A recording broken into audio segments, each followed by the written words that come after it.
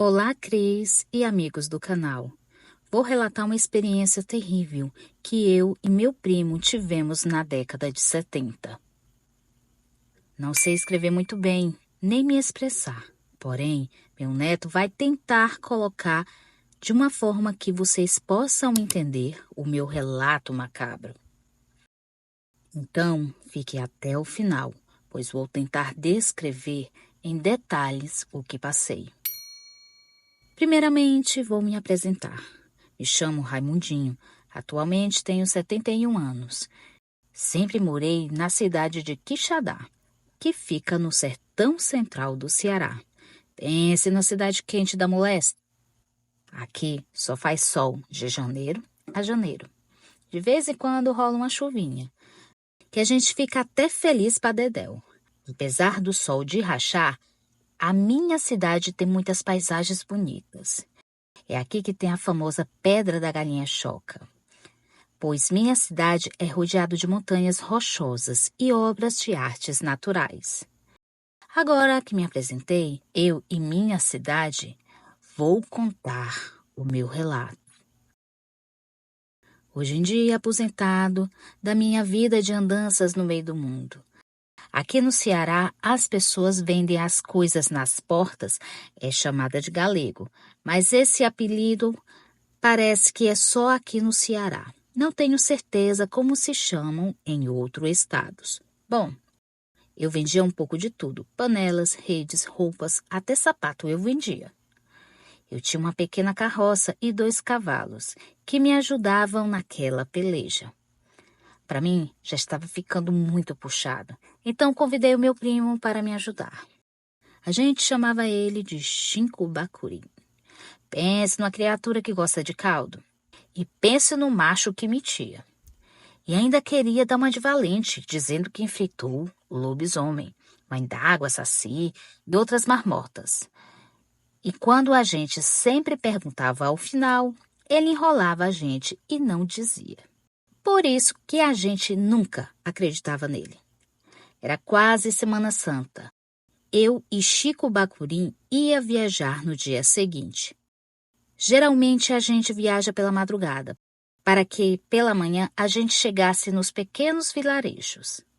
Aqui a água era muito difícil, então quando a gente via um açude, a gente aproveitava, tomava banho, dava água para os cavalos, pegava água para beber no caminho. Em uma manhã, uma sexta-feira santa, a gente ia chegando em uma cidadezinha chamada Capistrano, que fica também aqui no Ceará. Quando a gente chegou no restaurante do Seu Zeca para tomar café, estava maior fuxico lá. Então a gente curioso para saber o que as pessoas estavam falando. Chico Bacurim era um fofoqueiro. Ele foi logo se apresentando e perguntando o que estava havendo. Então os homens que estavam no humilde restaurante de Seu Zé, que também era um bar, estavam lá tomando uma pinga e relatando o que aconteceu. A gente fez logo amizade e eles nos contaram. Macho, tu nem sabe o que o seu Zé Coveiro viu ontem. Então eu fiquei só ouvindo uma marmota. O senhor, chamado Marcos, falou. Daqui a pouco, o seu Zé Coveiro chega aqui para contar uma história que ele me contou. E todos ficaram curiosos para saber o que aconteceu. Chamei o Chico Bacurim, porém ele disse, macho, eu só vou sair daqui quando eu souber dessa marmota. Como eu não queria ir sozinho, eu disse que a gente podia esperar, mas no máximo por 1 hora. Pois também eu estava muito curioso, e se esse Zé não aparecesse, a gente ia embora. De repente, o Zé Coveiro chegou. Então todo mundo ficou calado ali, esperando ele falar alguma coisa. Ele pediu uma pinga, sentou em um banco de madeira e começou a contar. Meus companheiros, vou contar algo que vi de ontem para hoje, que me deixou muito assombrado.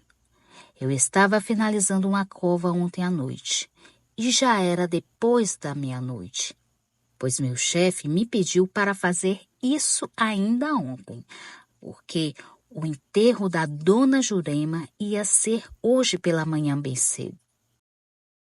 E como o coveiro do dia estava doente, ele me pediu para fazer o serviço. Mas só que a Dona Jurema é muito gorda. Então eu tinha que fazer uma cova bem larga. Até aí, tudo bem. Peguei minha lamparina de óleo e o meu café e fui cavar. Passava das 00:30 quando finalizei. Não tinha uma alma viva na rua. Foi quando eu vi uns galopes e relinchos de cavalo. E aí eu pensei, quem será que está batendo perna a essa hora? Até esse momento, eu ainda estava dentro do buraco. Então, minha curiosidade foi maior. Saí de dentro do buraco, fui até o muro do cemitério e vi uma coisa que me deixou muito assombrado. Eu não acreditava o que estava vendo, pois aquela criatura era enviado do próprio capeta.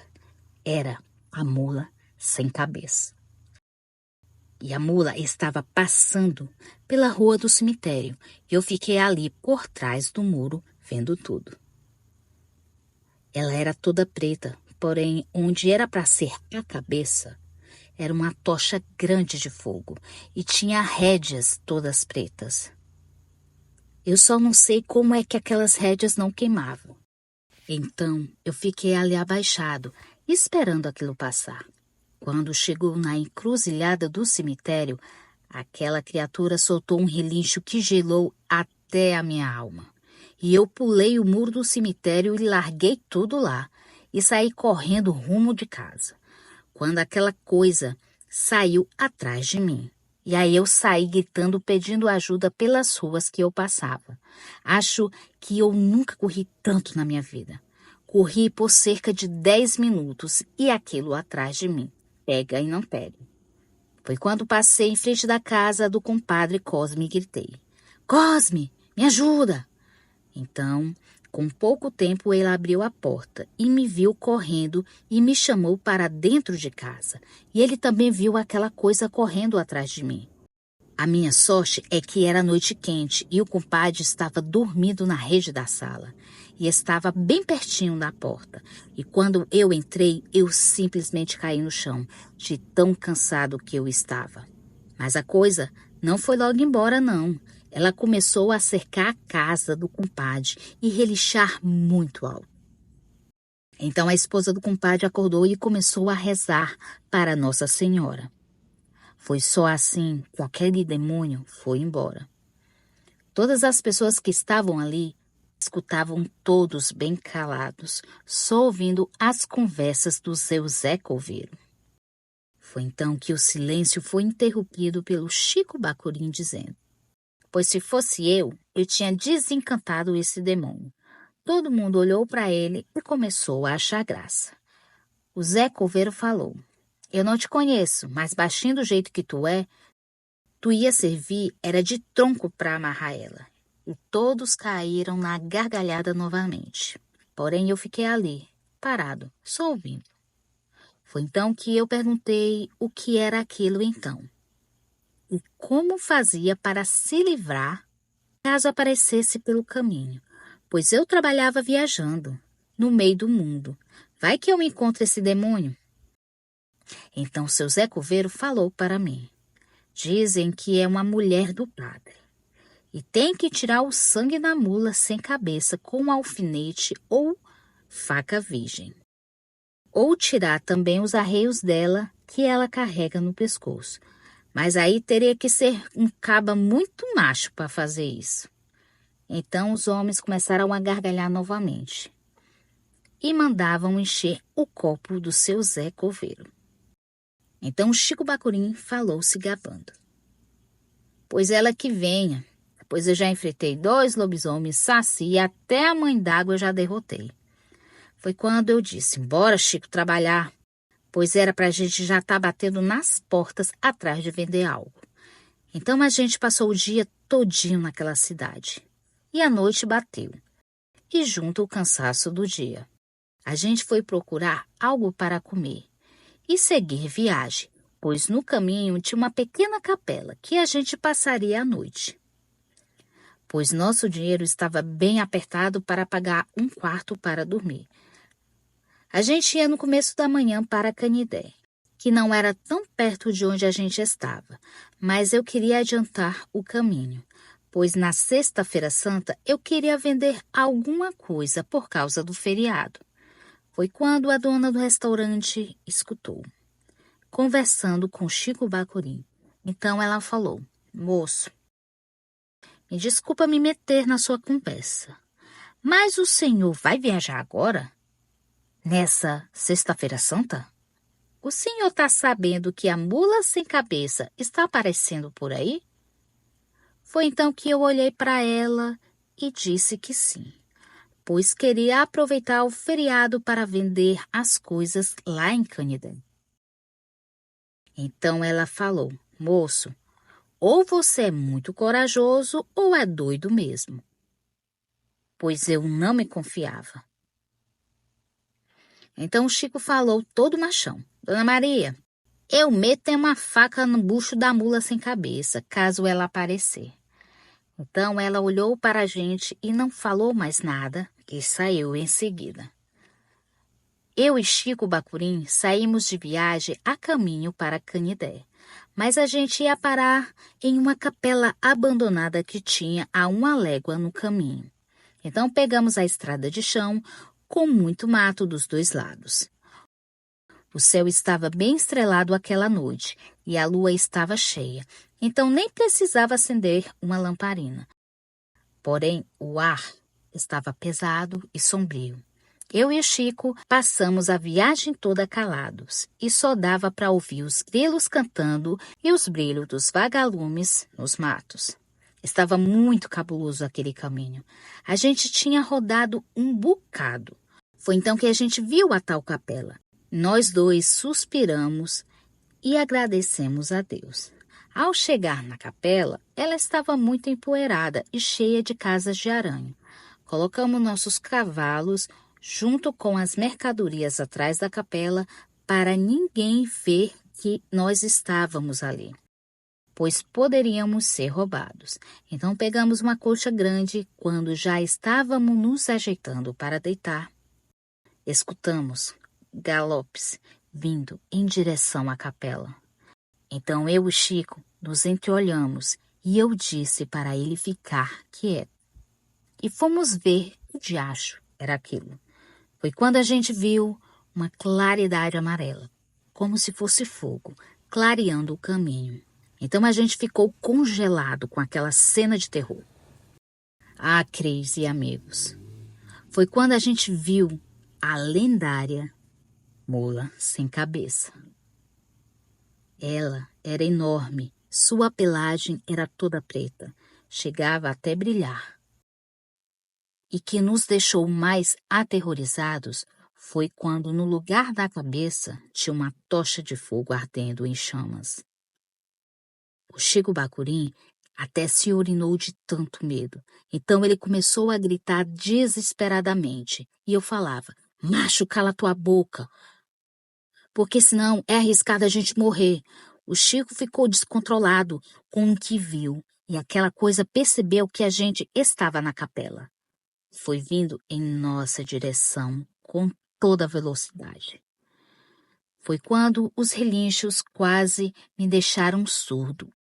E ela batia com suas patas traseiras na porta da capela. Foi quando eu me lembrei que carregava na minha bolsa um canivete novo, que nunca foi usado, pois eu ia tentar vender aquilo também. Então aquela criatura conseguiu derrubar a porta, e a gente pulou pela janela e saímos desesperados pela estrada de terra. O meu primo Chico não aguentou e caiu no chão desmaiado, e eu tentando puxá-lo pelo menos para a beira da estrada. Foi quando aquilo veio com tudo para cima da gente.